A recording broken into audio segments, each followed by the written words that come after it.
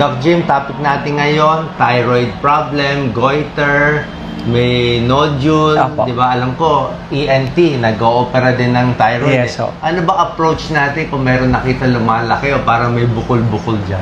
Well, yung unang titingnan natin is of course yung demographics ng patient, doc. Ibig sabihin yung age, yung sex, ibig sabihin yung kasarian na lalaki ba or babae. Mas common siya sa babae? Sa goiter, yeah. Bukod doon, of course, yung age ng patient, kung ito ba ay pediatric patient, bata ba, or young adult, between 20 to 40. Let's say mga 40s, ano na iisipin mo? 40s, Okay. 50s. 40s, 50s. Kapag ganun kasi ang dictum ho namin sa aming specialty, kung meron tayong bukol sa older adult, ibig sabihin above 40, we need to do further evaluation or thorough evaluation. Ibig sabihin, kailangan talaga siya ipa-check. Hindi lang ho biopsy, but including yung history, kung gaano pa katagal yung bukol. For example, yung ultrasound or yung imaging natin. Papa-ultrasound. Yes ho, tsaka yung kapa, no, yung feel. Bang kapa, yes, sige. At the same time ho, yung of course yung biopsy na ho. So kapag above 40 kasi very important ho na talagang ma-evaluate natin ng maayos because pwede ho kasi siyang, hindi ko naman sinasabi lahat ng bukol above 40 automatic cancer, pero pwede siyang cancer. Mas mataas ang risk natin for cancer. So pag may bukol dito sa harap, Yes ho. most likely thyroid na yon. Depende ho, Doc. Kasi marami tayong structures dyan sa leeg na pwedeng mag-cause ng bukol. So, pwedeng ito ay simpleng lipoma lamang or collection ng taba, no? Pwede siyang sebaceous cyst sa skin naman to, na nagbara yung mga oil glands natin na nag-cause ng cyst. Pwede siyang kulani, okay? Pwede siyang cyst na nanggaling sa thyroid. At lastly ho, pwede siyang goiter.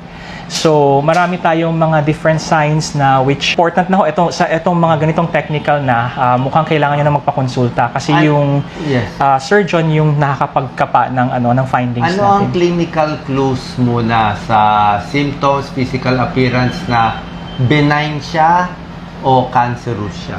Okay. Usually, Doc, kapag sinasabi nating benign, na hindi siya cancerous, hindi ko naman sinasabi na meron kaming magic power sa kamay na automatic maano. Pero most likely, or mas mataas ang chance na siya ay benign, kung halimbawa gumagalaw siya, gumagalaw, hindi siya nakadikit sa balat. Kung halimbawa medyo malambot siya, hindi siya ganun kamatigas, no? Rubber? Hindi ho. Tawag natin dyan balotable. Para siyang para siyang cyst. Para siyang cyst ho. Para siyang alam niyo yung sa balot? Pag tinanggal niyo yung balat ng balot, tapos may fluid pa sa loob, tapos meron siyang membrane, pag kinapa niyo, malambot lang dapat. Malambot na parang may fluid sa loob. Yun ang tawag natin balotable, no? Yun. Bukod doon, ano pa ba? Hindi siya nakadikit sa balat at saka matagal siya bago lumaki. So, dahan-dahan. Hindi siya yung tipong, Dok, paggising ko last month, nito lang siya, para lang siyang marble.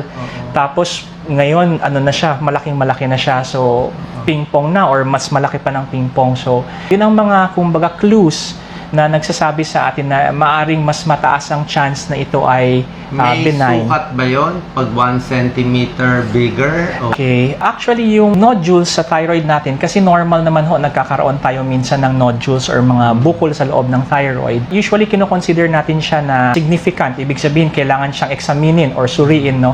Is kapag more than 1 centimeter, kapag mas marami sa isa. So, ang first step, papa-ultrasound ng thyroid? Well, kailangan muna magpa-consult. Consult sa doctor, sa pinakamalapit na ENT or surgeon or yung nag-aasikaso sa bukol dyan sa inyo. Afterwards, pag na-examine ng doctor yun, ang next step most probably is an ultrasound ng leeg to check kung talagang nanggagaling siya sa thyroid or kung may ibang problem tayo. Medyo makikita na sa ultrasound kung cancer. Yes. At mga signs tayo, meron tayong tinatawag na TRADS. Ito yung classification ng ultrasound. Actually, mas magaling yung mga radiologists dito. Pero meron tayong TRADS system, scoring system from 0 to 4 or 5 minsan, na nagsasabi na kung may nakita yung radiologist or yung gumagawa ng ultrasound na signs na itong bukol na to ay isang cancer or not.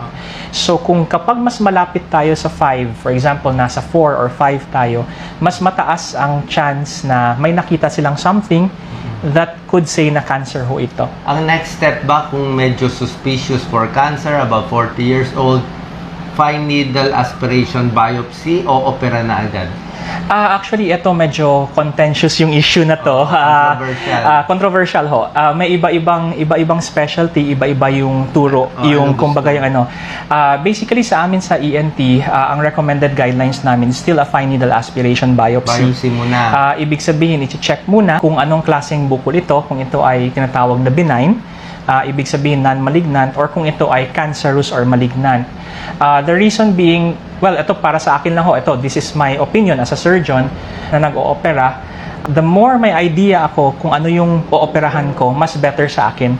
Mas napaplanuhan ko yung operation, yung type of operation, kung anong pwedeng tanggalin. Mas maganda yung ating, kumbaga, pre-operative or bago operahan na surveillance. Kumbaga ganon. Information. Ito lang yung sa akin lang ito. I'm not generalizing ho. Takot magpa-opera, takot magpa-check up dahil fear lang talaga of cancer. Anong unang check up na ayaw nila o nasabihan papa-opera ayaw nila? Actually, how would you convince them? Yung cancer kasi ho, medyo medyo mahirap siya na topic actually, doc, ang cancer. Basically, personally bilang doktor ho, inaano ko sa patient yung kanyang preference. Basically, pag cancer kasi, ito lang masasabi ko, halimbawa may lumdating sa akin na may bukol, takot magpa-biopsy, takot magpa-opera. At alam ko naman bilang doktor na kaya pang operahan yung cancer. Basically, kung hindi nila papa-operahan or papatanggal yung cancer or iba-biopsy yung bukol na natatakot silang cancer, kung cancer yan, kahit na hindi natin galawin, kakalat yan. At it will later on cause problems. So, mas better alam natin as early as possible kung siya ay cancer at magawa natin siya ng paraan as early as possible ho. Okay. May nagsasabi pag thyroid cancer, mas maganda, mas mabagal ang kalat, okay. Mas may good chance gumaling? Actually ho, or not true? Actually, true and false ho. Paano naging true? Paano naging true, naging false?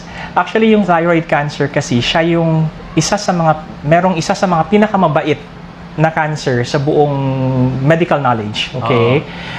Meron din siya yung pinakapangit na cancer sa buong medical knowledge.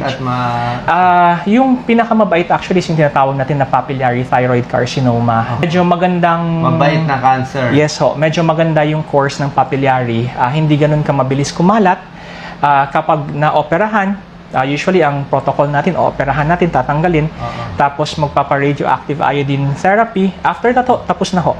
Monitoring na lang ho. And very rare ho ang recurrence ng papillary thyroid. Saka mas common siya. Pinaka-common din siya. Ngayon, doon sa thyroid carcinomas din or sa thyroid cancers, meron tayong cancer na pinakapangit. Sa lahat ng cancer, ito yung pinakapangit, anaplastic carcinoma.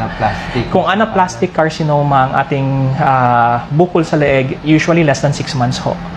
So, kaya sinabi ko ho, it's both true and false. Feeling ko ang bukol sa thyroid, cancer man, benign man, o goiter man, ito yung maraming bukol ng Pilipino na ayaw pa-opera. Naglalakad siya. Actually, Doc. Pag nag-charity ako, lahat ang daming bukol. Ganito Actually, kalalaki. Pero meron namang malalaki na bubuhay. Nabubuhay naman ho. Kasi baka hindi cancer yun. Hindi naman ho. Ibig sabihin, Doc, lalo na yung mga long-standing, mas mataas ho ang chance hindi cancer yun. Kung yun ay goiter lang, talagang nabubuhay ho with goiter without touching it. Yun nga lang, malaki lang talaga. May parang second ulo sa leeg. Final words, Dr. Jim, tsaka ano ba binabantayan? Mga watch out na hindi na makalunok o ano bang binabantayan natin? Well, kung yung normal na surveillance lang ho sa leeg, ugaliing kapain yung leeg, no? Pwede nyo gawin to sa salamin, nakaharap kayo sa salamin. Tapos, kakapain nyo lang yung leeg ninyo dito sa ilalim ng panga, okay, dito sa mga buto, tapos dito sa leeg, tapos tayo ay lulunok lang, no? Just to check kung may mga ibang bukol tayo. Do it once a day, parang breast exam, I think, di ba, self-breast examination. Pwede nyo gawin yun. Basically, just be aware doon sa mga changes ng katawan natin at kung may napapansin silang kakaiba, mas maganda kung magpakonsulta na ho. Tsaka pag natanggal yung bukol sa thyroid, normal life na sila, di ba? Yes, so usually normal life. may ano lang, may supplement lang tayo, lalo na kung tinanggal lahat, levothyroxine. Medyo mura ho siya kasi it's part of the DOH subsidized medicines. Mabubuhay kayo ng normal hanggang 90 kung anong gusto nyo. Pero pag hindi tinanggal, pwedeng biglang... Biglang, yes ho. Exactly ho. Okay. Maraming salamat po. Thank you ho. Dr. Thank you Jin. ho.